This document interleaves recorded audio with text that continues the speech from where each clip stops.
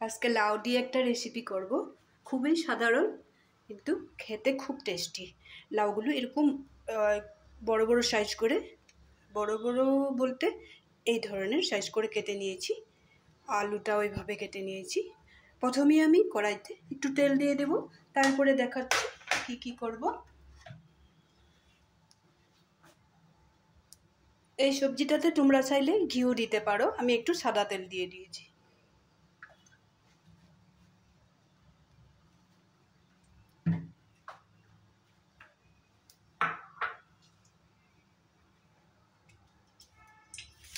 একটা শুকনো লঙ্কা দিয়ে দিলাম, একটা তেজপাতা দিয়ে দিলাম। আমি সব সবজির মধ্যে একটু মেথি দিয়ে থাকি, একটু মেথি দিয়ে দিলাম।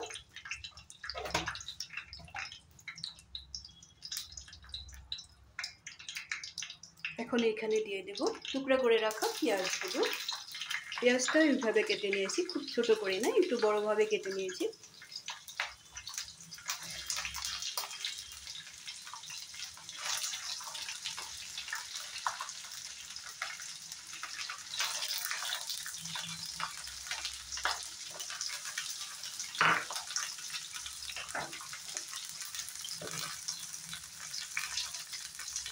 পেঁয়াজটা একটু নরম হওয়ার জন্য আমি লবণটা দিয়ে দিলাম।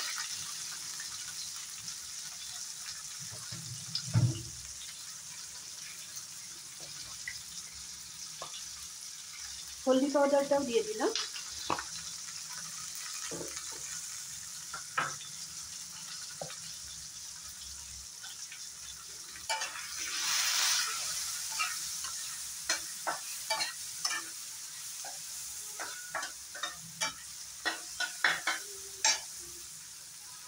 এখন এখানে আমি কেটে রাখা আলুটা দিয়ে দেব।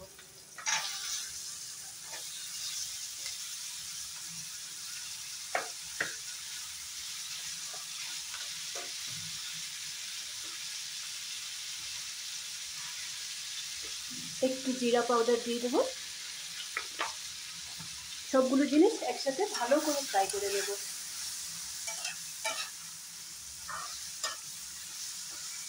2-1 মিনিট ভালো করে ফ্রাই করে নিব।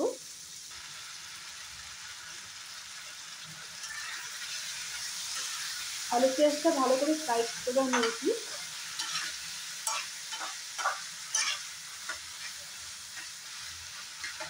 এখন এখানে দিয়ে দিব একটু কাশ্মীরি লঙ্কার গুঁড়ো, একেবারে কম পরিমাণে, সবজিটা যাতে কালারটা সুন্দর হয়।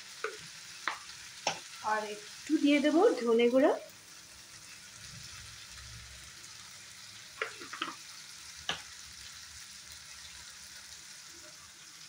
লাউটা এইভাবে কেটেছিলাম, আবার দেখিয়ে দিলাম। লাউটা দিয়ে দিলাম।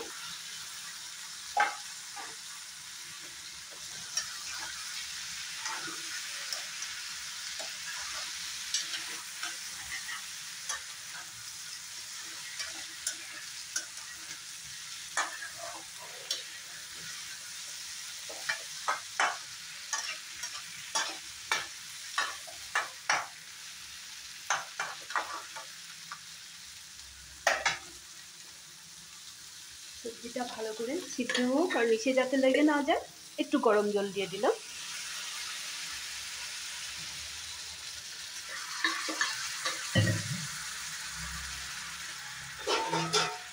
এখন আমি 2-3 মিনিট ঢেকে রাখবো।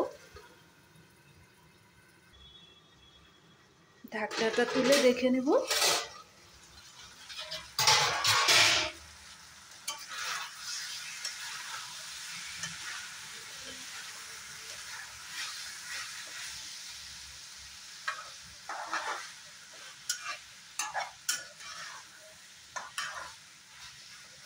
লাউ আর আলুটা আমার খুব সুন্দরভাবে সিদ্ধ হয়ে গেছে।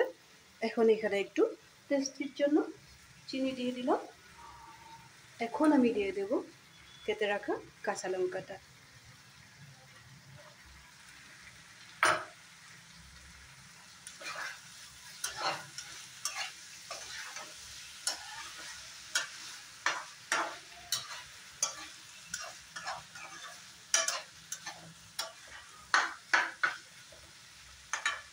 এইভাবে রান্না করলে খেতেও খুব টেস্টি হয় আর খুব কম সময়ের মধ্যে হয়ে যায়। এখন ধনে পাতাটা দিয়ে দিলাম।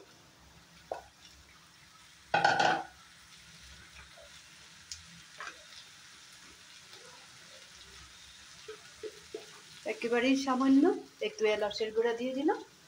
ব্যাস আমার নিরামিষ লাউয়ের তরকারি রেডি হয়ে গেল। তো আজকের এই লাউয়ের তরকারির রেসিপিটা তোমাদের কেমন লাগলো লাইক শেয়ার করবে, যদি ভালো লেগে থাকে কমেন্ট করবে। তোমরা বাড়িতে এইভাবে বানিয়ে খেও, খুব বেশি টেস্টি হয়। যখন খাবে না তখন বলবে যে হ্যাঁ ঠিকই তো বলেছিল, এই জন্য বলে দিলাম। লাউয়ের পিসগুলো এরকমই করবে, এই ধরনের করবে, আলুগুলো ওইভাবেই করবে।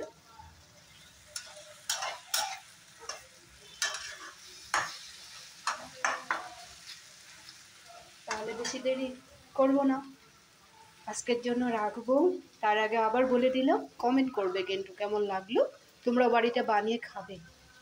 লাইক শেয়ার করতে একদমই ভুলবে না, সবসময় আমার সাথে থাকবে, আমাকে হেল্প করবে।